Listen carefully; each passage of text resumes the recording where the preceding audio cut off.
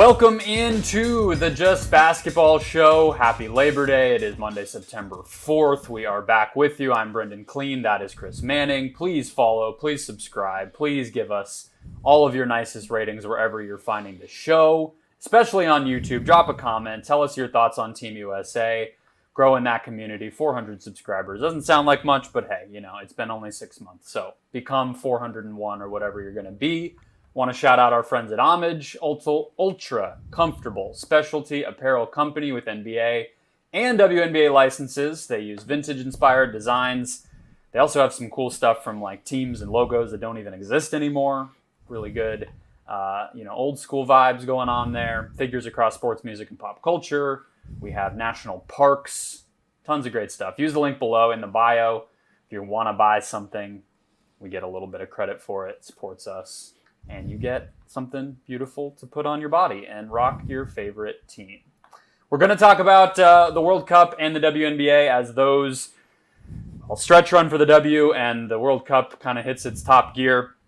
And then we're starting our season preview series. We're going to go one by one every single team in the entire NBA, starting with the San Antonio Spurs today. We're going from the bottom of the standings all the way up to the top. So we're starting with the teams that don't get a ton of love. And right as the season comes around, we will be hitting on all of the favorites and the champion, reigning champion, all that good stuff. But before we do any of that, Chris, we're going to bring back a fan favorite, a crowd favorite, an audience favorite that I just decided was all of those things, which is called Make It Basketball. We did this a few weeks back when there was a bunch of NFL news. Jonathan Taylor trade demand, I think, was one of the original Make It Basketball games that we played. But in this case, I just like to laugh at very rich people who do clownish things. So that's the spirit of this one, which is in the world of soccer, Dan Friedkin, the owner of AS Roma, personally flew his new signing, Romelu Lukaku, from, I believe, England, or wherever Lukaku was, to Rome after the transfer agreement was finalized. And again, Make It Basketball is some crazy story that's not about the NBA or the world of basketball, and then we decide how to make it basketball, which is why it's called Make It Basketball. Which NBA owner would do this? There's one that immediately came to mind. Okay.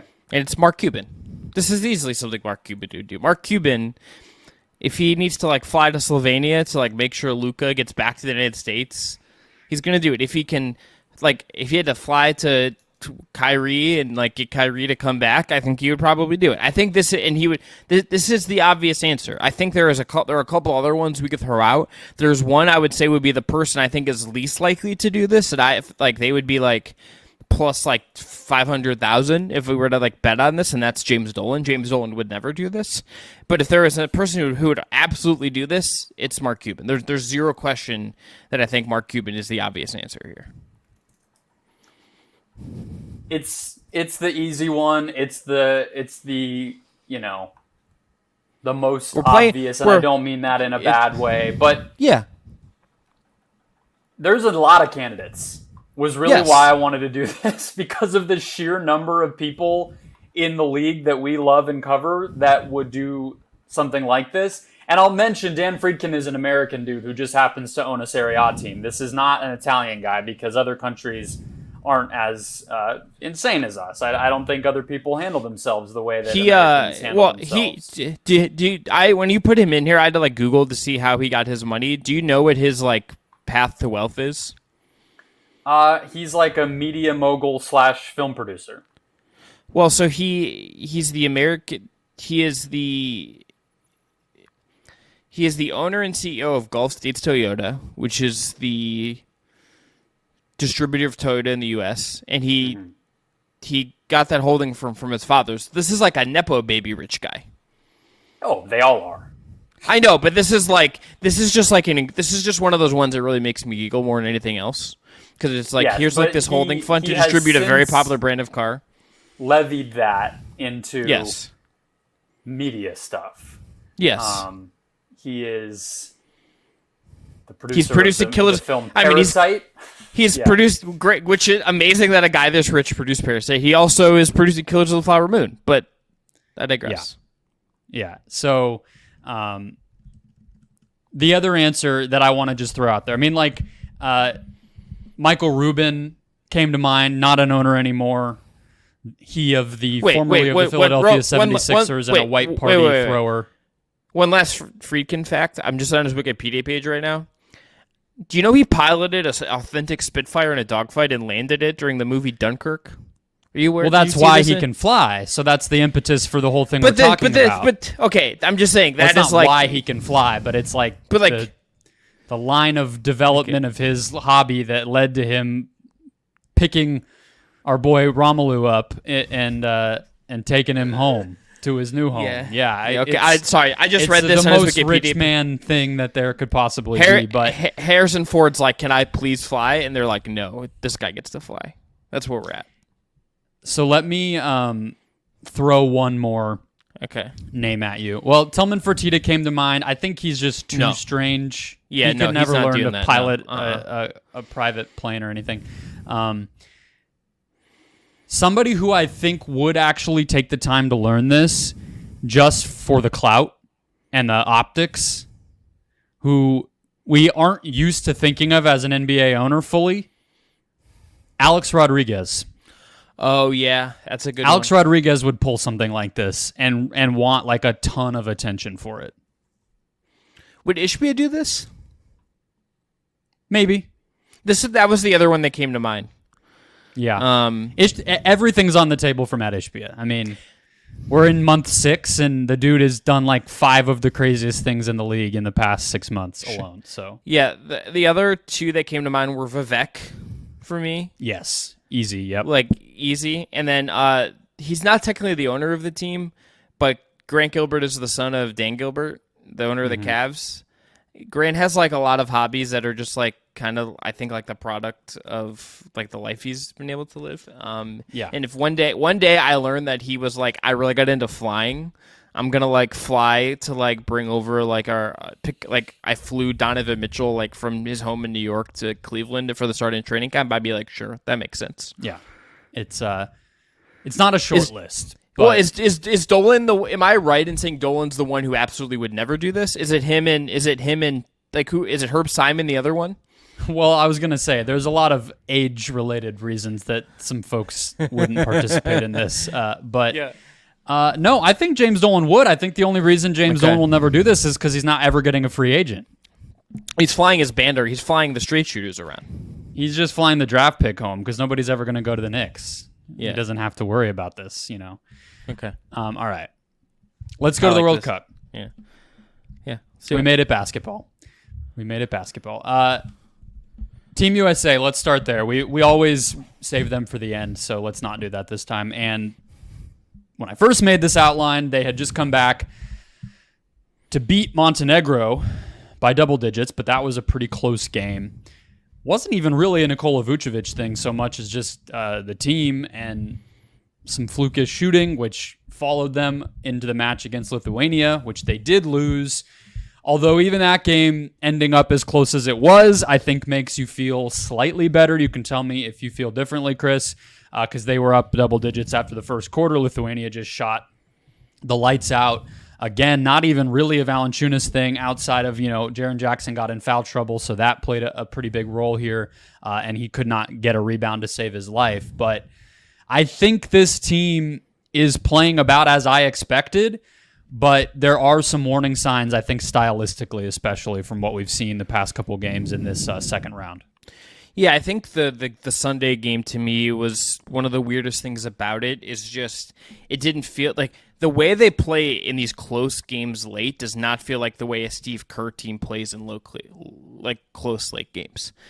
That to me is the thing that feels weirdest about this, and I think there is something the idea that like this is just World Cup basketball. It's not like you don't even have like the benefit that like international soccer teams do where you get like international breaks. Like the NBA season isn't pausing for a week, a month after it started to like, hey, like you guys go play with Team USA, like work on that. Like that doesn't happen here. So like you really are putting this together like kind of on the fly. And I think you saw late in this game, the three main engines on offense for Team USA were Anthony Edwards, Jalen Brunson, over Tyrese Halliburton in this case, and Brandon Ingram. Yeah. What those three guys all were like, I want to play with the ball in my hands, I want to play iso ball, and I want to take tough threes. I mean, even Ant, who has the ability to just dunk on people and relishes doing it, had a moment. I texted you when we were texting about this game as it was on. He hit a three. They get a stopper steal, can't remember which. And he takes another pull-up three when like they didn't need that then. But like there's this instinct to just hero ball it a little bit when their backs got pressed against the wall. Some of that I think is our guys going through this for the first time and it playing in this context for the first time. I think there has to be some of that there. But this doesn't feel like the way like, let's say like Curry, who obviously understands Kerr in a way that no one else probably ever will in a basketball sense, that there's that marriage there. Like I don't think Curry's going to react like that if Team USA face adversity in Paris next year. No, but I mean, to your point, Curry's not even the initiator on that team. He's the finisher, really, in a lot of ways for the Warriors. So I think, one, there's no Draymond. Yes. Anywhere outside of Draymond Green's body, there is not another Draymond Green, right? He's the one and only. And so, likely we won't have to find out what Steve Kerr's system would look like without Draymond in Golden State because that guy just signed a new contract and Kerr might just retire by the time that's over. But in this context, I do think that the lack of time hurts.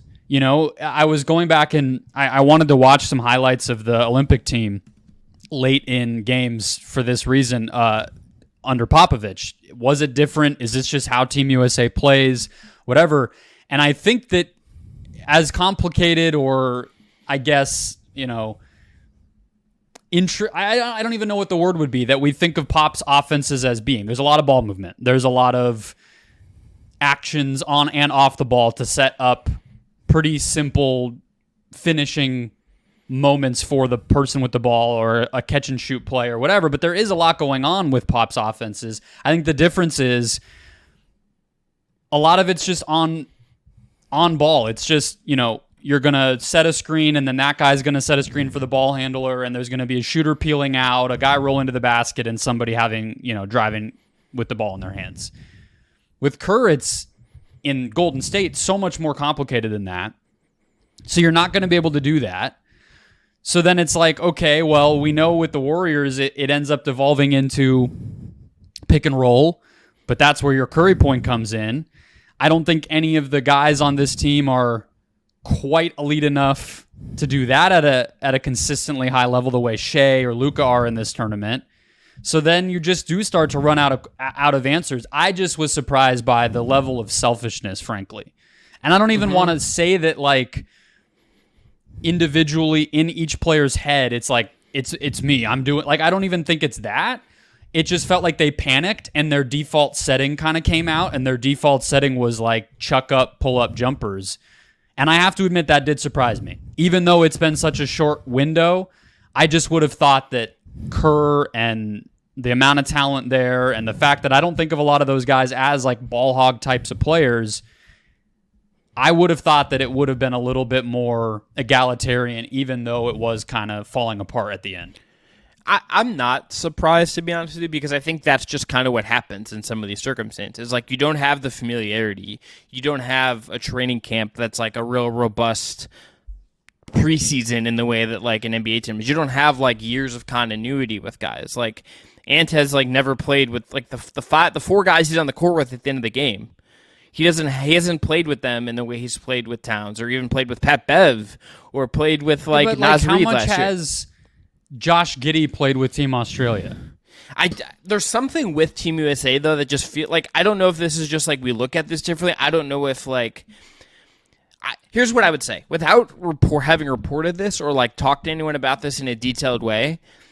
I think there is like the USA program, I think, is a little bit like you can come in when you've like proven yourself at the NBA level, and these other guys kind of come through this system in a different way.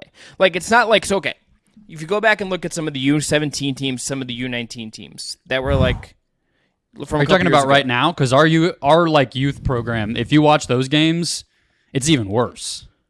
Yeah, look, there's a talent gap conversation to have about the rest of the world catching up. But if you go look even at a couple years ago, there are under like FIBA World Cup U19 and U17 teams that have Tyrese Halliburton, they have Scotty Barnes, they have Evan Mobley, they have Cade Cunningham, they have Jalen Green, right? Those guys don't get the opportunity to play in those tournaments and then like directly break in to the national team, and there's not like like the coaching is different. Everything at that level is different before you level up. It's like, okay, you get there, you're great at this level, that's part of your path to get to the NBA.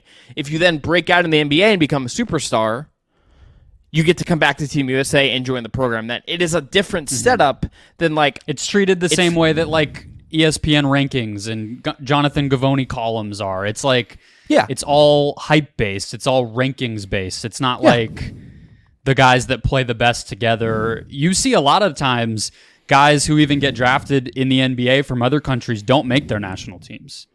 Yes. Even if they've had more acclaim or achievement in their pro careers. If they're young and they haven't had the history with the program, they don't play. But what's crazy to me, I guess, it just disappoints me, is like it kind of proves the worst perceptions about the NBA stylistically, and that like sucks, frankly. Like watching that game, I was like, seriously, this is what it looks like.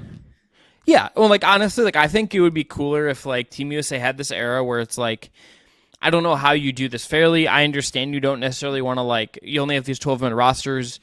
I kind of think they expect to expand these rosters in some way. I think that but that's maybe just a Team USA only problem, or at least mostly a Team USA problem. I kind of think it would be cooler if they just actually built continuity within the program and like got guys to stick around and play for like. So does that mean picking worse players intentionally so that they can at least grow? Or because that's what you would have to do. That or like maybe there's some way you could get like one of these like have if there's someone that is a part of that older class, and I understand they're worried about the miles on their legs and all that stuff, and I'm sympathetic to that. I'm not saying they're wrong, but like it would have been cool to have like Curry or Durant or someone more. Well, towards it's been like, Durant, right? But I just think none of these NBA guys are going to play in the World Cup. Like you just have to you have to level with yourself if you're Grant Hill or Steve Kerr, like that you're not getting them. So if you want somebody to be like a leader of the program on the off-year stuff too, then you have to pick somebody worse, I think. But I think it might be worth it, or I think you need to try to like sell someone on stepping into that and saying like, look, I understand it's not the sexiest thing for these A+ level name brand older stars to play in the World Cup all the time, but guys do it for other countries. Like obviously some guys set out this year. I know Jokic didn't play. But that might be changing too, right? Like that's the funny part, Which I think sucks. Giannis and Jokic might have just kind of set a little bit of a precedent, even though it's technically health related. It's like they probably could have played. Right, and Jokic probably more so than Giannis. I gather, right? Yeah, I'm not even challenging it like, right. Babies or anything. I'm just saying like they probably could have if it really mattered. I think Giannis could have. I mean, you're telling me he's going to be fully good in a month, but he can't be playing basketball right now. Like I think it was a choice. Here's the thing that I think I come back to. International soccer is a point of comparison. Those teams have like a generational, like guys coming in and out of the squad, coaches can change, all that stuff. But you're like building something with like a core group of guys and bringing new talent and developing a system and developing a way you want to play roughly. Obviously, it'll get tweaked. You'll have different adjustments game to game, all that stuff. I understand that. But you're actually like building a coherent program knowing you're going to have the same guys year in or out. Especially with Team USA, I think more so than any other program, it feels like you don't get that. When we get to the Olympics in Paris next summer, Brendan, this team is going to have a different feel. Yes, the coach will be the same. A lot of the coaching staff is probably going to be the same, but like it's going to be a different group of players. You're not getting to take this and say, hey, a lot of you are going to come back next year, go with us to the Olympics and build on this and improve. You don't get that, and I think you lose something in what this team is and what this team can do when you don't have that continuity is a real asset in all of this, and Team USA just never has it. Like they don't have that anymore, and I get why. But I don't have to like it. I absolutely don't have to like it, and I don't like it. I did not like it at 7 o'clock Pacific time this morning, I'll tell you that. Let me throw a few personnel things at you. People love to bring up that Team USA should have Trae Young on it because the people who Okay, but that's okay. The internet microphone. Okay, wait. No, hold on. No, I'm not going to talk about no. Trae Young specifically. So hold on. I don't want to get into a Trae Young question. conversation. No, it's not a Trae Young conversation. Okay. This spawned a question to me though. If you mentioned maybe a worse player to be like the shepherd of your generation, who are you recruiting? If you could pick, like, if you're not going to get Steph, if you're not going to get Durant, who are you recruiting to do this? Who is like the guy you're saying? Is it Ant? No, and this gets to what I was about to talk about, so I think it's a good segue. Okay. To me, like the perfect kind of option for that fits that slot and that mold and the type of player we're talking about right now would be Tyrese Halliburton. And when I watched that team, I don't think it needs to be Trae Young, but again, referring back to the Olympics, Damian Lillard is on that team. And I think that there is something to be said for a team that wants to play curveball but can't. If you're devolving into something else, and we've seen that Ant has still had success even in these narrow wins or in the Lithuania case, a loss, this team just needs players who can break the defense down off the dribble. And if you don't have that, you are at a disadvantage no matter what situation you're in. I mean, we're about to talk about Canada. They have one of those guys, and that's why their games have been such slogs, is anytime that Shea is getting defensively swarmed or if he's off the court, it just becomes a nightmare.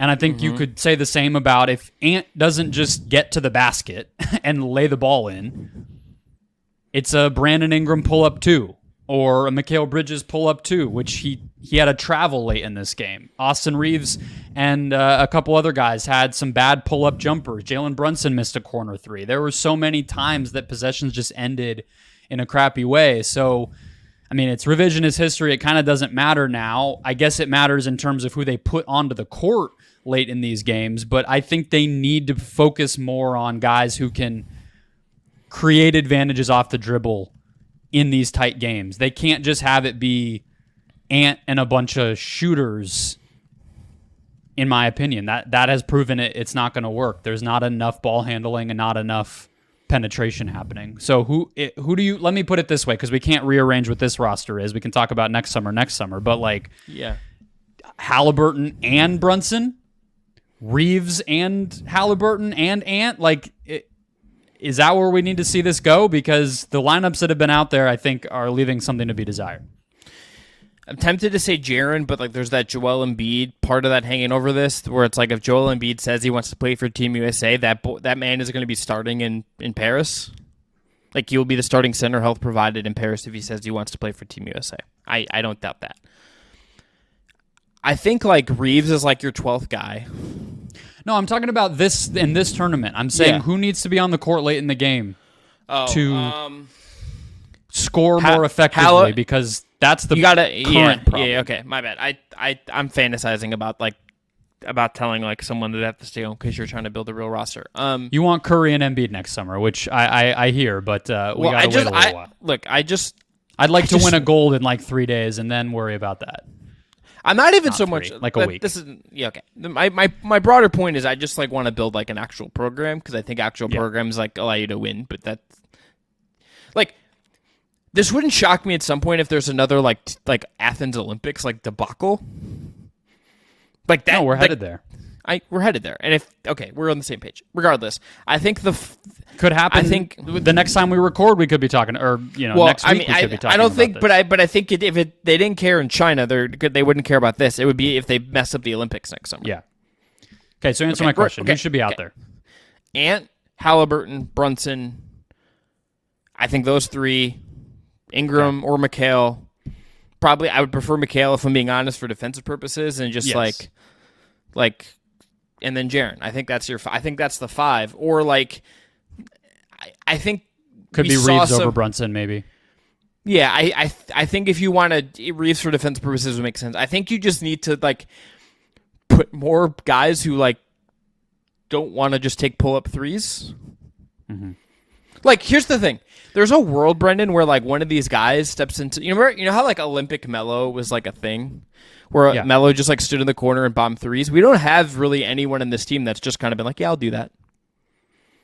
Well, I think that's the thing about also one of the things about the team is there's no great shooter. And I think the last time we talked about Team USA, I brought up, we were talking about Ingram, who I do want to get to in a second, a follow-up on that. But I said, what about Cam Johnson over him? Cam Johnson's not like really playing much right now. And he's at least a 40% shooter. That's the thing. Like Reeves, Bridges, Halliburton, Brunson, these guys are all like average, just above average in terms of just straight up their percentage. It'd be nice to have a better one of those too. So yeah, I guess I hope we see a little bit more experimentation. It's do or die now. This is the knockout round, so it kind of has to be. But real quick, 1 to 10, worry about this team in this tournament. All the negative aside, I'm still I think it's just like a 5 because I think I was kind of already there. Because this game, you kind of got like math and physicality with the rebounds because of the centers that Lithuania has, and it's like, okay, not every team's going to do that to you. Like, I don't think they're really facing this issue against Italy in the quarters. Like, they're probably just going to be okay and get there, and then maybe this comes up again. They absolutely looked out. So it's like a 5 just because I don't think this team is infallible. But certainly, there's some issues. I think, our tone being a little more skeptical. I think all of the issues we've seen are very predictable issues within what Team USA is. Yeah, I think so. I'll go 7, just because I think the only player I would say I feel great about right now, coming off of this loss to Lithuania, is Ant.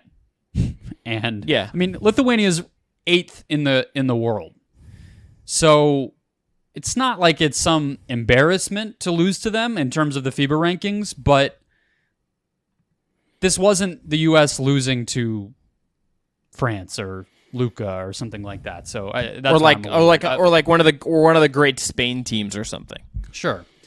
All right, real quick, Ingram benched. Josh Hart has been starting, although against Montenegro, Hart played a little more. Against Lithuania, not so much. And Ingram actually had a couple of nice offensive moments in that game. Kerr kind of alluded to the same problems we're talking about. You just don't have a lot of time to know the identity of your team in this context. They liked that, I think, heading into these two battles against really physical, bigger teams, they wanted to have Hart's toughness and aggressiveness. They were pressing late, and they put Hart back out there, so you do kind of see it from a defensive standpoint. The interesting thing to me is that Ingram said he agreed with this, and it's really what I want to ask you is just from the Pelicans standpoint. Are we feeling like this might eventually lead to a better outcome? Ingram having to figure this out? Because it kind of felt like he needed a little bit of a reality check, and maybe having it now versus when Zion's there scoring 30 and Ingram goes 2 for 12 one night in November and it leads first take the next morning. Not that the Pelicans would ever lead first take, but feels like it's nice to get it out of the way now if he can continue to actually adjust in a positive way. Yeah, I think it's just this feels like him kind of going through it, and I think this is where it's. I think one of the beauties of Team USA is just that you guys do have to get forced to be uncomfortable if they're going to thrive, and there's not very many NBA situations anymore where if you're good enough to play in a national team, that you have to go through discomfort and go through adjustments. Most of the time, you just get handed things now. Honestly, not to be I feel like I sound like a trophy culture boomer a little bit when I say that. But honestly, there is a need for sacrifice to win in a team sport. There just is. You don't I think for Ingram, who is even if Kevin Durant can sacrifice for the teams he plays on, I think Brandon Ingram should have to sacrifice for the teams guy he who plays Ingram's on. been compared to his whole career. Yeah, maybe he could learn a thing or two, right? Yeah, I think every single player, with very few exceptions, and even those guys, I think sacrifice little bits in certain ways. Everyone in these situations is sacrificing, and I think when you have to go through it at the national team level, when it's more drastic because the talent level of the overall team is higher, the 12th man on Team USA is much better than your 12th man on the NBA roster. That's just the reality of it.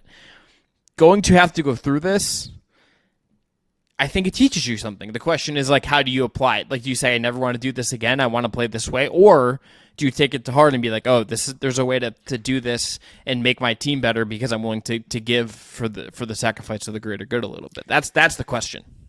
So to me, Ingram, the KD in Golden State, in Phoenix now, like that's basically the blueprint, and you're seeing it a little bit. I think even, really what's happening is he's just playing with worse lineups, so when he does go into, creator mode, it's just not as damaging. Like, I don't know if he's really adjusted too much, to be honest, but sure. There's going to be times where, because he is a good passer, because he can shoot, and he has the size and length to be a good defender, even if that's never fully materialized, that he's going to just be like an awesome 3-and-D guy for a great team. And then he just has to trust that when it comes back to him, his ability to be a closer will win out, and he'll have those opportunities. But I think on a Zion Williamson team with CJ McCollum in there and whatever role players they have spacing the floor and doing the dirty work, like, Ingram's role is going to be reduced on the best version of that team too, not just this Team USA. So he has to apply it. All right, let's go to Canada. And we'll talk about some of these other teams a little rapid fire. So they lost to Brazil. Brazil was just owning them on the offensive glass, had some decent shooting luck, and gave Canada a little bit of a scare, but their group was somewhat weak, so they play this winner-takes-all game against Spain, where the winner gets first in the group and the loser is eliminated. Pretty intense, and Canada does win that game. They will play Slovenia in the quarterfinals. It's hard for me with this Canada team to not just think about the future, Chris, because they are getting by at the narrowest of margins in these games. It's like, can Lou Dort hit a three? Can Dylan Brooks hit a three? Can Dwight Powell get an offensive rebound? And can Shea get to the line like 15 times and save us? And I don't think that they're going to win this tournament, but a lot of the physicality and emotional kind of heart that the young team is playing with has me pretty excited, and I think that's part of why I'm thinking of the future too. They're winning, but they're also kind of flashing what I think we all hoped would make them fun. This is all about the future for them. I think if you start a head coach, this is Jordi Fernandez's, who cool for him to beat Spain. You shouted this out in our text. That's amazing. This is his first rodeo as the head coach of the national team. This is his first chance to really do this. I'm sure he's learning a lot through this. This is Shea's first big tournament being the lead guy like this. And he delivered really big to get them Olympic qualification, to get them into the quarters against Luka. That's a really big deal. And then you think about, okay, they'll get Jamal Murray back, hopefully, you would think, for the Olympics. 24 years after they last played in the Olympics. Hopefully you get Andrew Wiggins. And you're talking about a team with a ton of NBA talent, a ton of really competent guys, still some real roster holes and concerns, but a team that will then have at least gone through some stuff and then have guys that'll be adding in that I don't have concern about Jamal Murray. I don't have concern about Andrew Wiggins feeling comfortable on that stage in the way that they didn't have the playoff reps that they did. So yeah, I'm all with this. I think this is all about the future of Canada, and the future feels very bright for where this is going. They need another ball handler. Yes, Murray would be like it. Murray in a lot of ways is like the perfect complement to Shea in this setting, because he can play he's used to not always having the ball in his hands, but when Shea sits or if they need to offer different looks, he can just do that, and that's cool. Yeah, they're both big. It's going to fit beautifully when it happens. But this team is putting the ball in Nickeil Alexander-Walker's hands at times and stuff like that. Just not what you want. And so they'll get that. I was reading through an NBA Reddit thread about Canada advancing because they did, as you mentioned, qualify for the Olympics, because them and the U.S. are now the top two teams from this tournament in their region. So they get automatic bids no matter what happens the rest of this World Cup. So that's very cool. But they were talking about how Wiggins, it's been rumored that his issue may have been with Nick Nurse. Obviously, I have no idea, but so it's up in the air whether he comes back. Now, he's never really been a fixture with this program since, he was a younger guy. And then some of the other guys that I don't think we realize are potentials here. Brandon Clark, when he is recovered from the ACL, and I think that would go a long way for them, especially as Dwight Powell ages out. Trey Lyles is not here, and I think another compliment to how Kelly Olynyk is able to help them, especially with the lack of ball handling, as a big who can play make a little bit, is nice. And then younger guys, Shaden Sharp eventually could be an option here, as well as Ben Mathurin. So like they're just getting started. Brendan, really here. You forgot one name. If you want veteran big man experience, you forgot about Tristan Thompson. I didn't forget, actually. I did not. But yeah, man, these guys are fun. I think the wing defense, like, check the box. It's solved. They have all of that they need. They honestly don't even think they need Wiggins, honestly, but it would just make them that much more likely to compete with the U.S. and whatever down the line. As far as the rest of this tournament goes, they're going to go as far as Shea can take them. The way that these defenses are bracketing both Shea and Luka is out of this world. It's like, Mike Prater wrote that Spaced Out book and has posted a lot of clips of stuff Toronto does where they use like the full court and they have screens at half court and stuff. Luka is doing that. Shea is having to do that because they're just getting completely just swallowed by these defenses and somehow still producing. So that game is going to be a clash of just like the Spider-Man meme of offensive styles in the quarters. Just Shea and Luka going at it. But any final thoughts on Canada, Spain, Slovenia? Any of that little bump for Spain to kind of have it be this way. Again, I can't help myself but think about Ricky Rubio in this moment and just what's going through his head at this time, and hopefully he's doing okay. But also Juan Nunez is fun. Yes, the little dude who they had backing him up. He's might get drafted this year. I don't know if he's big enough or athletic enough to make it in the NBA, but he's fun on the international stage. He's like, Facundo Campazzo type, just like scurrying around. Yeah, born in 2004. Feel old? Sure. Brendan, I felt old my entire life, if I'm being entirely honest with you. That's just like part of my life. But when I see born in 2004, started playing in 2020, I'm just like, sure.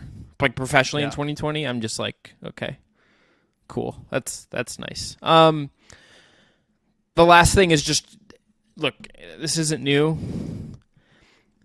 but man, Shea is really good.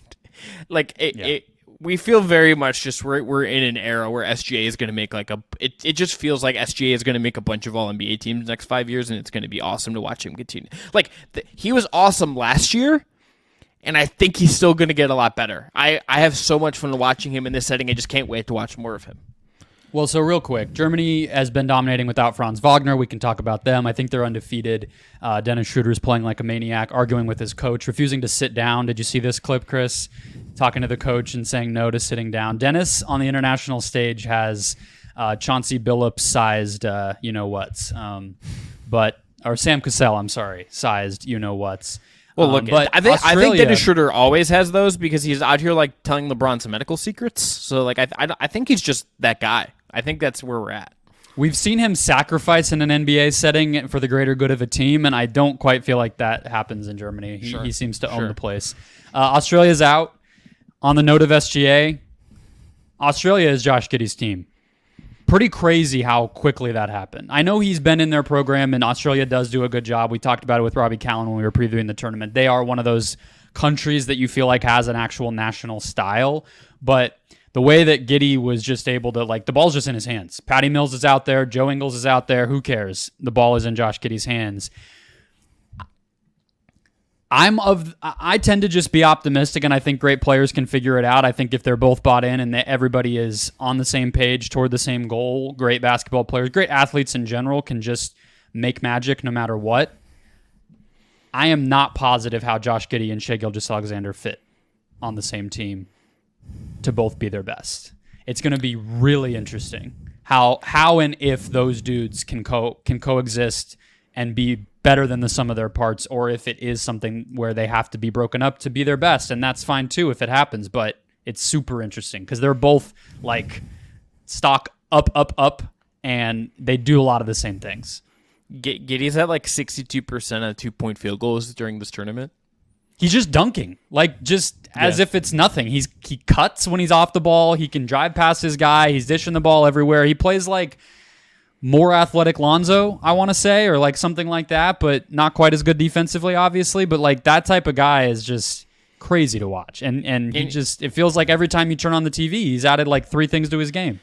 Yeah, I mean, he's 20, clearly like has just a feel that is kind of outrageous for someone his age, and for that Australian national team with the guys, that's a very veteran program, a very prideful program that has had a lot of NBA guys, both current and former, come through. I mean, that's Patty Mills, that's Joe Ingles, that's Andrew Bogut, that's Matthew Dellavedova. Like, that's a lot of dudes who have like carried a certain level of Ben that team. Simmons.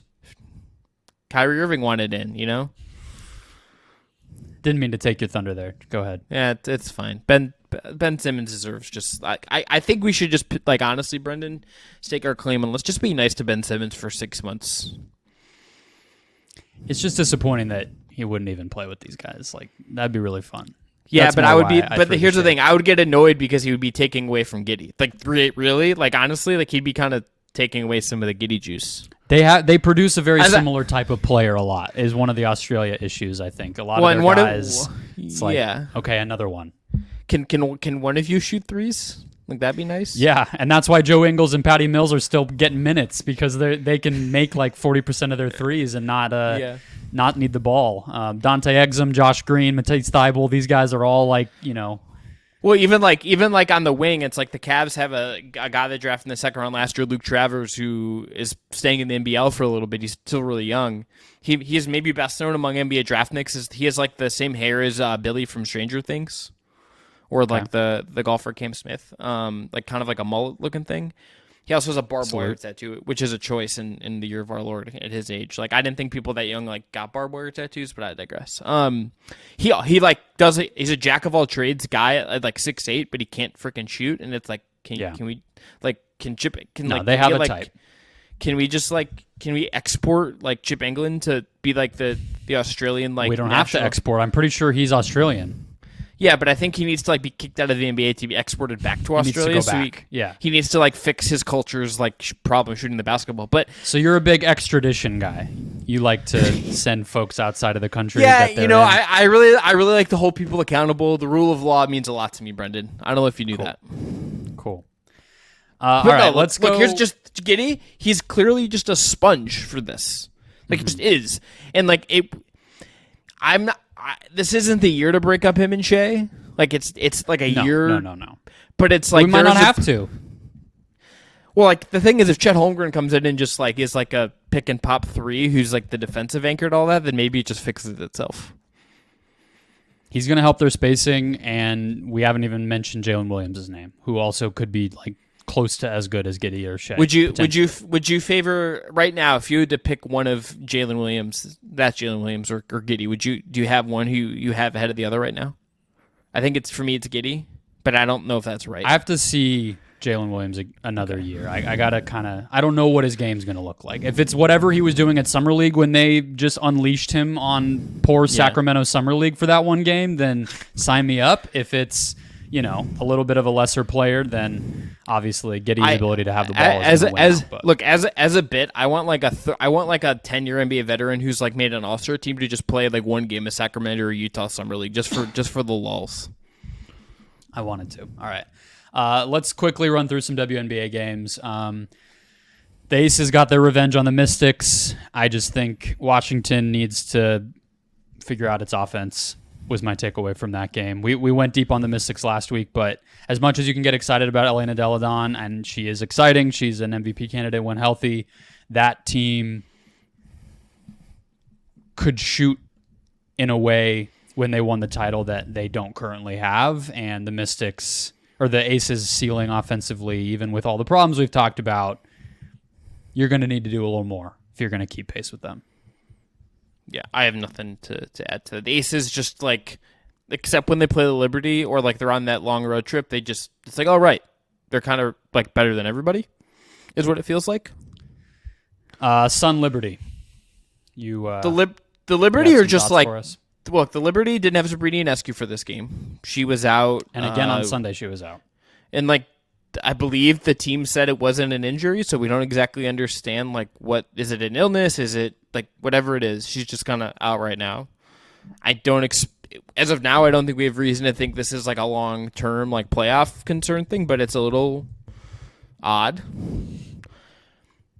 The New York Liberty are just kind of unguardable, I think, and I just feel more and more confident that they're going to win the title. This game was not competitive. They didn't need Brianna Stewart to like do that much, really. Like Laney had a really hot start. Vandersloot got going. John Cole Jones got going. They didn't even have Sabrina, and it was like not competitive against a team that ostensibly like had just recently gave them fits, and ostensibly like is a team that they could see in the playoffs, and it just wasn't competitive. Like this team is also kind of just better than everyone, it feels like, and for them to do that without Sabrina, without Stewie needing to score like 28 or whatever, like I just feel more and more confident that team's maybe just going to win the whole damn thing.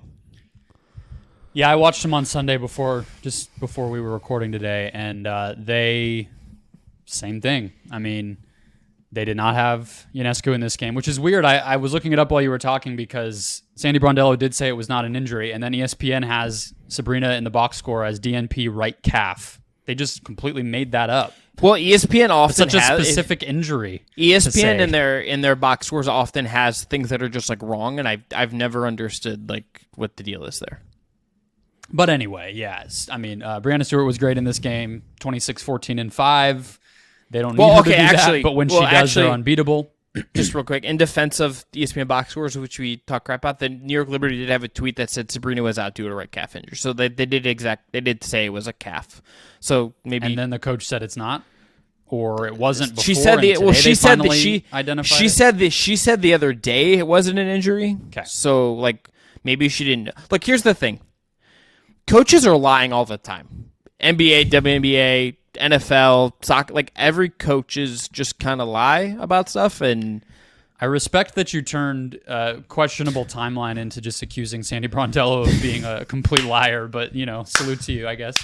I'm a big fan of Sandy. She knows me. I know her. We go back. Look, I would never say such a thing. I have her cell phone number. Like, come on, I'm not saying put respect on her name. She is a liar per se. I'm saying that sometimes coaches like to play loose and fast with timelines of things, and if they aren't told something, they can always. The deniability is, I was told this after I talked to you. Usually, yeah. All right. So the team that the New York Liberty beat is the Chicago Sky. I want them to make the playoffs. We will see if that happens or where they end up. And then the Sparks have dropped a couple of ugly games, including the Seattle Storm, which was terrible. They're playing the Washington Mystics as we're recording. We'll see how that levels out. I do think the Lynx are still a team to be watched. We broke them down with Sabrina Merchant at one point this year. It's going to be a difficult route for either Vegas or New York. I think they're going to play in the finals. But what the end of this season is telling us, as these other teams get healthy and especially show their offensive upside, in the case of, I would say, the Lynx and the Sky, and then the Sparks have a pretty good defense, like, the league is deep. The league is good. The playoffs are going to be fun, and those two teams are going to have to earn it, I guess would be my takeaway before we get to the playoffs. Yeah, I'm also just like wondering if like would the Sparks just like kind of bum me out. What a bummer. Just like Lexi Brown's out for the year, Nneka Ngumake just like playing for a bad team as she gets towards her like they're just in a transition. New coach, Yeah, that's how it goes. We'll see.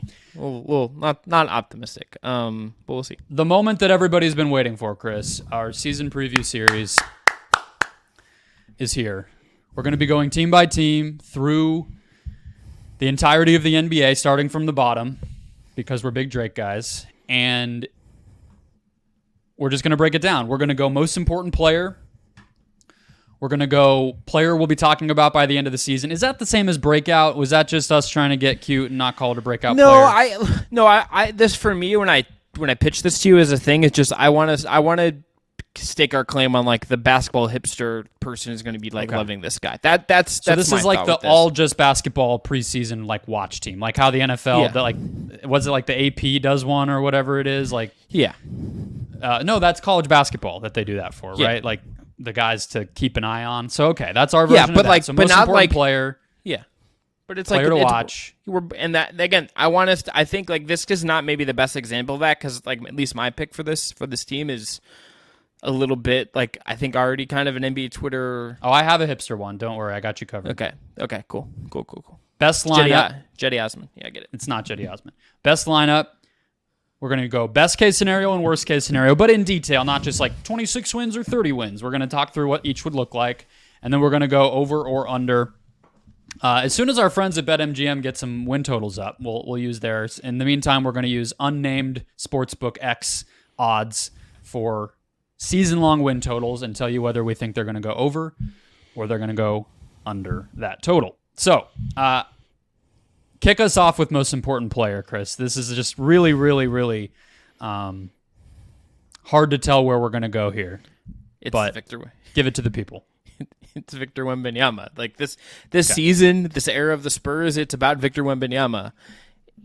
This season is about getting him his footing in the NBA. It's about setting him up on a path to success. It's about building good habits. It's about giving him good infrastructure. It's about getting him acclimated to more frequent gameplay, more physical gameplay, a higher level of basketball than he's played before. It's about letting this kid who is a potential uber star, who we've gotten hyperbolic about, maybe not us per se, but a lot of people have gotten hyperbolic about, him on the right foot in the NBA. And this season is not, for me, it's about him in every single aspect. It's not about like necessarily what kind of experience you can get him in terms of playoffs or anything like that, but it's about making sure his first year is a success and making sure that when you go to year two and maybe you do want to take a step forward, you are in a position to understand what he is, what he isn't, and how you best need to support him going forward. Agree completely. I think I watched 2 of their games this week. Wife's out of town, had some free time, did a deep dive on the Spurs. Would not recommend. They uniquely needed him, especially after Pirtle. This team has no size. And I think that actually will continue to hurt them this year. Zach Collins is not a rim protector. He never made good on his defensive potential from Gonzaga. That's just not what he is. But they needed rim protection. They needed an interior presence. They needed somebody who could just convert easy dunks and layups around the basket on offense. And then obviously defensively just to block shots and provide any sort of resistance at the basket. So I think he despite what might be a rocky rookie season because of the health questions, because of the skill development and everything else, as we saw at Summer League, he's going to make them better. Like, they may not win a ton more games, but they're going to be a realer NBA team because of him, even as a rookie. I feel comfortable saying that. Yeah, and I to your point, I do think it would make sense for them. They haven't done it already, but you can go get a center just to play next to him and eat fouls and absorb physicality. Like, the Thunder arguably should do this as well, but you could go get Bismack Biyombo, who is still. I don't think they need to go get anybody. I think they'll play Collins. They have Kem Birch on this roster. I don't even remember how. I'm looking at the roster, and the page I'm looking at is telling me Kem Birch is on the Spurs. It may or may not be true. Charles Bassey, who they have, I think they have the guys, but I agree with you. They'll play them next to him. There will be offensive possessions where he's in the dunker spot or standing in the corner and not very involved, and that's fine. He should just be kept away from getting destroyed his rookie year. It's something Cleveland did with Evan Mobley, who came to the league kind of lean as well. It's something I in different ways, and they're a little further ahead, but I think Oklahoma City is going to do that with Chet. It doesn't, as much as we talk about guys like Victor Wembanyama or all these other leaner centers, or even Jaren, in Memphis when he was coming in, we think about these guys as their future is the 5. But when you hear guys talk about it, when you hear coaches talk about it, when you ask about it, you watch the games, centers do take a different kind of lumps than 4s do. And if you're going to save some of the tread on Wembanyama in year 1 to help him figure everything else out and stay healthy and maximize his year, I think those are minutes well spent. Even if you're ostensibly a little bit worse in those minutes or it feels tighter in some ways, I think that's worth it. I really do. Yeah. Probably no better example than Anthony Davis, right? Same type of thing. Yeah, I'm looking ahead to your best lineup here, Chris, and it seems like you're disagreeing with yourself a little bit. So the heart wants what the heart wants. Can you believe who I put at point guard in that lineup, though? We'll get to it. Yeah, we'll get to it. I mean, that there is a big conversation, I think, around Vic as well with the decision and it is a decision. I guess I was frustrated by the Spurs the more that I thought about them as a team as well, for the decision to not add more playmaking to this roster, especially when you have somebody like Wembanyama on this team. It doesn't have to be Fred VanVleet, but they didn't even try a half measure, and that does bum me out as far as what types of lineups they'll be able to put out there, just the overall upside of the team, what he can do around the basket. There's going to be a lot of games where his paint touches, his paint scoring comes by way of his own post-ups or offensive rebounds, and that just not what I would have done. But he's also not a supernatural rim roller. He doesn't really play that way in France, so maybe they just want him to kind of learn that overall too. So I cheated a little bit for most important player. I knew we were going to talk about Vic, so I did somebody else so that would free me up for a different preseason watch list dude. So I went with Vassell for most important player, because I think this guy has all-star potential. Yeah. This is the next Mikal Bridges, and he has the skill set to be better than Mikal Bridges. So 6 first-round picks? Yeah. I think Devin Vassell is an incredibly good basketball player. He is the type of guy where when you watched him, even in the mess of whatever San Antonio was doing, they don't play their guys a ton of games, so every night it's a different lineup. He was in and out of the lineup himself. Everybody was young, not a lot of good players on this team, and he jumps out despite all of that on both ends of the court. He just is good. There's no caveats to that. High-level shooter from 3 and mid-range already, on the move, pull up, catch and shoot, whatever context, he is a killer shot maker already. And last year, he's at 4.2 assists to just 1.7 turnovers per 36 minutes. That doesn't even feel like it. That feels like it should be 3 years from now. That development for him, considering he was one of these Florida State alien wings when he was coming out. He was supposed to be the same as not Jonathan Isaac, because they're different players, but that was the billing, right? And now he's already making the right play, setting guys up, making skip passes to the corner, and hitting the roller and all this different type of stuff. To me, Devin Vassell is a flat out legit good player just hiding in plain sight on this bad team, and he will break out. It's just a matter of when. He's my answer for a player we'll be talking about at the end of the season. I think he's probably their best non-Victor Wembanyama case for future All-Star at this point. Everything he said about this game is true, and I think there's going to be at some point someone is going to write a piece of how did this guy fall to 11 in the 2020 draft? I understand that's the COVID draft. I understand everything about this was weird. But if you look at the guys picked ahead of him in that draft, you could make a case he's going third, going fourth. He is absolutely someone that should have gone higher in this draft. And maybe they look at him at 6'5" and a little skinny when he came in and all that stuff and got a little scared. But the dude's just a legitimate two-way player whose offensive ceiling we're learning that it's higher and higher and higher every single year. And this is someone that if you think about what Wembanyama is going to be and kind of needs to carry him forward a little bit, I think this is the right kind of player to really help get Vic going. We should note last year only played 38 games. Yeah. I understand they were bad. Maybe he plays otherwise. So some of his numbers from last year, I think you do have to look at and say, okay, can we see this over 75 games this year instead of just 38? I think there's that to me is very fair.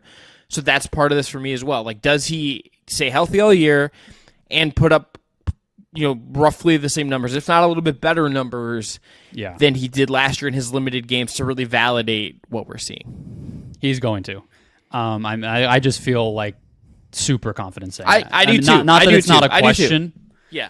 You're right. you have to prove it. I'm not trying to get ahead of ourselves, but that's the thing of just how nothing he's doing is a fluke, right? None of how he's getting those numbers is some sort of accident. And I think the low turnovers and the efficiency, that's where you kind of need to look. I think to me defensively is a question because he's a little hunched. He kind of, his posture, his fluidity of motion, all that stuff is not super athletic in how he moves around the basketball court. And to be a lockdown defensive one-on-one player, he will need to grow into more of a physical, swarming, mobile defensive player. Right now, he's an excellent team defender because he's long, he knows where to be, he blows stuff up. But if he's going to be a stopper, that evolution has to come too. I think that's the thing I would be saying I'm watching this year.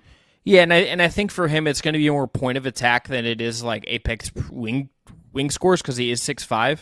Like this isn't and thin, like you said, not super thin, but he's thinner. Yeah. No, but he doesn't Jake Stevens can potentially hit him with the belt for this. But if you wanted to make the case for like Okoro over him in that draft, and Okoro goes 5, Vassell goes 11, and one of them is clearly a much better player than the other at this point.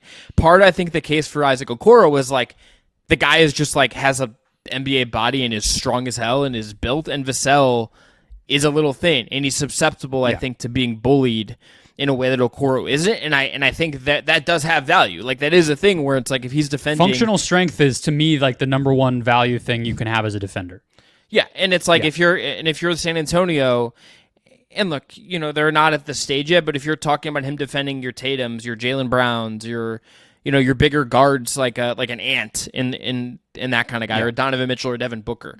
Like he's going to have, I think, he has to prove that I think he can handle the absorption of that. The benefit for him, of course, that has Victor Wembanyama playing behind him to help cover some of that up. But if he's going to maximize, if he's going to help support Victor Wembanyama as best he can, I do think there is a step up he can take defensively. And if you look at the other guys they have on the perimeter, there is Keldon Johnson. But, what is Branham? What is Blake Wesley? Like, there's a lot of guys who I don't think are necessarily great defensive prospects either in San Antonio's system. All right, so Blake Wesley, who you just mentioned, that's my player we'll be talking about. This is such a deep hipster cut. Now I'm really gonna I need now it's a first round pick recently. Yeah, but now I'm gonna I already had when we do the Pistons. I already have a name picked out, and I think I'm just gonna try to pick an even more hipster one just to hit just to get a competition. Yeah, I'm gonna. Yeah, and I'm a draft guy, dude, at heart. I went to New Mexico State games to watch Trevelyan Queen. I do this. I'm living it. So you should. So when are you flying in for the Portsmouth Invitational? We can drive down together from Cleveland. That's my question. Love to go. All right, 3.5 hours. We can make a trip out of it. I know a great town. I thought Portsmouth was in the Northeast. No. I don't. Unless no. There's something. I thought it was near, in Rhode Island or something. No, I think it's in Portsmouth, Ohio. Oh, okay. You're probably right. If that's the name of the city in a place you live near, then I'm pretty sure. All right, Blake Wesley. The statistical case is actually it's in Virginia. It's in Virginia. Virginia. Okay. Yeah, we get it easy. The statistical case is not great for Blake Wesley. 99 to 65 assist to turnover last year. He shot well from deep, but that's about it. The dude had astronomically low 2-point figures. He 18% for mid-range, 45% at the rim, but he shot 47% from 2 at Notre Dame. And I think he's a pretty good point of attack defender also. He's probably going to be a one-position defender. He's also on the small side and is not super tall either. But as we were talking about with guys who can kind of create advantages and dish and distribute to Vic, Wesley, I think, has the potential to be that. He can get downhill. He's quick. He's shifty. He can be physical as a defender. He can be physical as a driver, even though he's small. So to me, a lot of this season by them not getting a great point guard is Branham or Wesley. They want one of them to be that guy, or at least see if they can be. And those guys were in summer league playing with Vic and everything. So that's what they're telling us with the way they've built this roster. I kind of see Malachi Branham as a little more of a bench scorer personally. I think he has the mentality of just I'm going to get downhill. I'm going to take my mid-range pull-ups. I'm going to do whatever. And I think Wesley has more of the potential to be an actual, maybe not a Chris Paul point guard, but what 2023 needs a point guard to be. Can dribble, can initiate, can defend ones, and can kind of, force rotations from a defense. And I don't know if that all happens this year, but you definitely want to see steps in that direction. Rookie point guards take a while, young point guards take a while, but you got to see a little bit.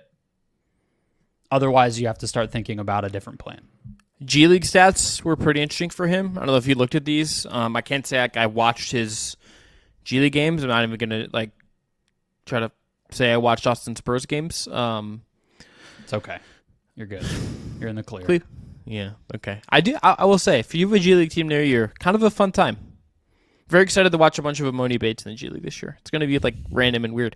You say that now, and you're going to watch like half of one game. Let's be honest. Here's the you're problem. You're going to watch all 82 Cavs games and a bunch of other NBA for this show, and then you're going to catch G League for Canton. It's Cleveland, and Brandon, I can walk to the arena now. Is the problem? Oh, they're in Cleveland now. Okay, but still, yeah, you're not. I could ride my bike there. Couple. I believe that you want to. I don't believe it's going to happen. Yeah, it's true. Okay.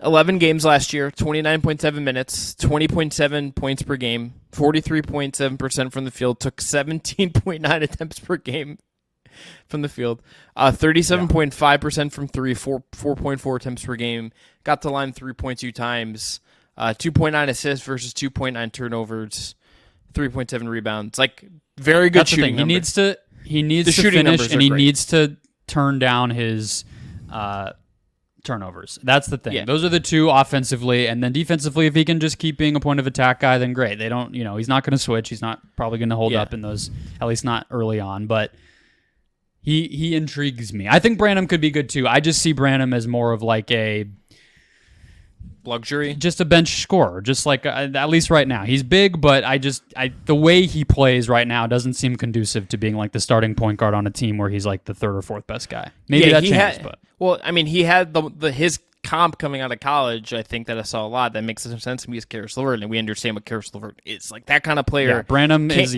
LeVert and Branham. That I get that for sure. It's innings eating. It has some usage. It can be a little bit hot or cold, but it's not like your perfect fit. Like this team probably, if we were going to talk about like what they might spend a draft pick on in a year, like I think there's a good case that it's like if they get the right lottery pick and the board's a certain way, like maybe it's just you take the highest ranked point guard in that class. Yeah, very easily could be. I thought, if they hadn't won the lottery, we all thought Scoop made sense here, right? So, all right. So I'll turn best lineup over to you. I will let you and the audience know that I'm expecting that this will be our TikTok pullout for these season preview shows. So I'm going to try to rapid fire mine off quick, but you can guide us through yours first. I will do the same to ostensibly get us going on TikTok stuff. We should announce later what we've added to our TikTok, but I digress. All right, here's my lineup. Campaign at point guard. I just picked the veteran they have on the roster to keep the ship running on time. I'm not saying this is sexy, but I think Campaign was pretty good for the Suns and what they needed him to do. I think he's more than capable just to run the ship here and do what they need him to do. You get then to Vassell. We talked about him. Keldon Johnson, I think, is going to be your main defender in a lot of ways and is just like a good, competent NBA player. Jeremy Sohan, we haven't talked about, could have put him as player we'll be talking about at the end of the season. I thought that's where you were going to go instead of Blake Wesley. Another really good player. I know I'm skewing small here, but I really like him, and I want to put all these guys on the floor together. And then you have Victor Wembanyama at the 5. Again, I understand there's physicality concerns, but I think the lineups where we see Wembanyama at the 5 are going to be fascinating, and I think these lineups are going to have so much modern stuff and skill in them that I think they're going to whip. They're absolutely going to be fun and effective, even if there are some real lumps to be taken here. All right. My best lineup for the 2023-24 San Antonio Spurs. Trey Jones, steady. Yeah. Can get to his floater game, distributes, nothing sexy, not that great, but serviceable. Devin Vassell, who I think is going to take a huge step forward. We talked about him. He's a killer shooter, can create off the bounce, defensively coming along. The best lineups for bad teams have shooting on them. So I went Doug McDermott at the 3. Still on this team. Maybe people forgot that. Dude can shoot, has size, has been in the league. Zach Collins, I want a little bit of support next to Vic. I want a little bit of size. I think his distribution and playmaking and floor spacing last year for them was pretty important. He's big, if nothing else. Defensively can at least stand around the basket and not make Vic's life so painful. And then, as I've said his name now multiple times, Victor Wembanyama will be on this lineup as well. They need rim protection. They need finishing. They need size. He's going to be out there if he's healthy and Pop lets him play. That's my 5. Shooting, size, veterans, has it all. I think you're probably right. I just answered this question as fun. Well, let's talk real quick. We'll get to best case, worst case, and over-under because those are pretty quick to close things out. But Two guys we haven't talked about who just came up in your lineup. I'm not a Keldon Johnson guy. I am not a Keldon Johnson guy if you're going to tell me this guy is like a future all-star kind of guy. But if you told me that he was like on a team that won a lot of playoff games because he gives you defense and is switchable, I don't think he gives you defense. I look, this might just be like a blind spot for me, but I just kind of, maybe it's that gold medal rub for him because he does have a gold medal. The guy's like 6'6" and is not a great athlete. I'm not positive what he does defensively. And offensively, he can be a good shooter, I think. But I think his tendencies skew toward give me the ball a little bit more than I would like. And again, that was the case with all these Spurs players last year. Every single player on this roster you could have said that about, outside of like Keita Bates-Diop or somebody who, But for the most part, they were just playing, pretty shapeless basketball. So I don't want to hold that against him too much. But anyway, to stop the rant, I just do think like he's theoretically 3-and-D, but plays like he kind of wants to be Tobias Harris. It's tough. Yeah, you might be right. I still, I guess, just have some belief and like what I see when I watch. So I'm gonna just hold some optimism, and I just have like I have a thing for having. I am oftentimes like a little late on seeing some of the flaws on this type of player. And certainly like his 3-point percentage drop last year from a really good year the year before is concerning. But I guess I'm holding fast a little bit on my Keldon Johnson he might be stock. like old Royce O'Neal, like what Royce O'Neal is now, where he's not actually that great defensively, but he just gets up a lot of threes, makes a decent amount, can kind of do something with the ball in his hands. That might be what Keldon Johnson is. But that guy's, whatever. I don't want to be too negative because he's young, but he has to change how he plays too, I think would be the way that I would put it. Jeremy Sohan is the other one. I'm not going to be positive or negative. I just have no fucking idea what this guy is. I have zero clue what he is as a basketball player. But you want to find out, right? Best form. But you want to find out is the thing. I think like there's enough on film. I think more than anything else, more than like what the numbers tell you or anything, he to me is like the ultimate, like if you watch this dude, you understand there's something kind of interesting and weird here. And I really just want to see what it ends up looking like. Of course. I think he's really talented. He plays very hard. Yes. He is also a player, and this is true of a lot of young players, and I think Vic will help them start to be able to understand. That's why I think having Pirtle last year was not bad for them. And I think they should have traded him, but I think having him in place was smart. Well, you could have got a 1 million young players defensively without structure. If you just have no rim protection, no point of attack defense, and you're just like, all right, guys, roll it out, like you have no idea what anybody is. So I think Vic will help that too. But Sohan to me is very theoretical on defense. I'm not quite sure what he is because I don't think he's big enough to be some sort of rim protector. He's switchable. He probably can switch 1 through 4, but is he big enough to guard like, LeBron or whatever version of LeBron comes along, Luka in the future? I don't know. I don't know if he's big enough and strong enough to do that.